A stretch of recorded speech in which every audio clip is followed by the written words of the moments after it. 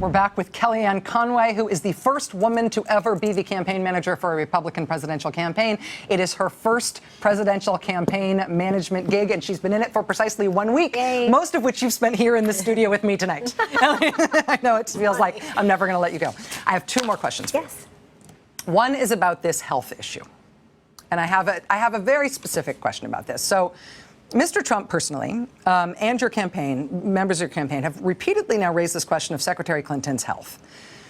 Now, the only testimony we have of Mr. Trump's health is this letter from his gastroenterologist saying that his lab results were astonishingly excellent. And the letter ends by saying, if elected, Mr. Trump, I can state unequivocally, will be the healthiest individual ever elected to the presidency.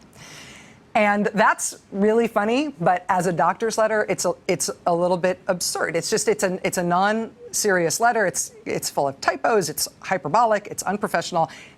Most of the letter has no medical meaning. It links to a website that doesn't exist. If he was elected, Donald Trump would be the oldest person to ever be sworn in as president. Whether or not he's going to try to make Hillary Clinton's health the issue, doesn't he owe it to the American people to release an actual medical report, a more credible, more complete statement?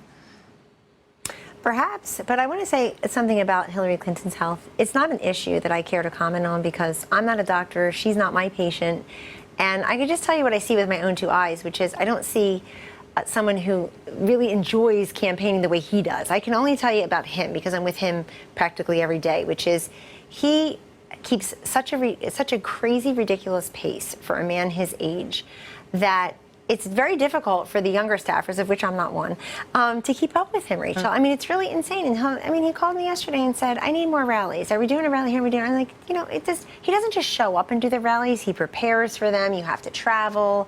He's always reading. He's always thinking. He's always talking. I confess, I don't know when he sleeps. Both you here as his campaign manager and him talking about himself have made his physical vigor actually part of what he brings to the campaign, part of what he offers, and they've made it a contrast issue with Hillary Clinton. But Hillary Clinton released a normal doctor statement. What we've got from Donald Trump, that letter really is absurd. And we've actually contacted the doctor who wrote it to try to get some background. It turns out he was using a medical credential on his name that he's no longer entitled to use. Like, there's a lot of really not upstanding things about what we know there. And so, I mean, for one, why is a gastroenterologist is a digestive specialist? Why has Donald Trump been seeing a gastroenterologist for 35 years? Oh, that I don't know for sure. Okay, I mean, there are certain things I just didn't learn in the last week, Rachel, I promise. Yeah, but like, as the campaign manager, yes, can I please make a request to you that we get a more substantial medical I will pass statement. on the request, and Okay. I assure you that he does have he has doctors and physicians. And I want to also add one more thing. I was told by a different anchor last night on a different network that Hillary's doctors had released part of her medical information, her health history, and that she's in good health. And I said, great, because I want her to be in excellent health. Yeah. In other words, that's just not, I think stamina is different than health, vigor on the campaign trail. But I look at Hillary Clinton not being out there more as a strategy. It's scarcity as a strategy. It's that we don't want to put her out there because when we do, people are reminded that she doesn't meet the 70% of Americans who want a change election, a new direction. She is the person who has earned a majority of Americans, Rachel, saying, I dislike her and I distrust her. Well, and I can't imagine what comes after the but. What do you mean but? But I think I'll vote for her. I think I'll give it a whirl.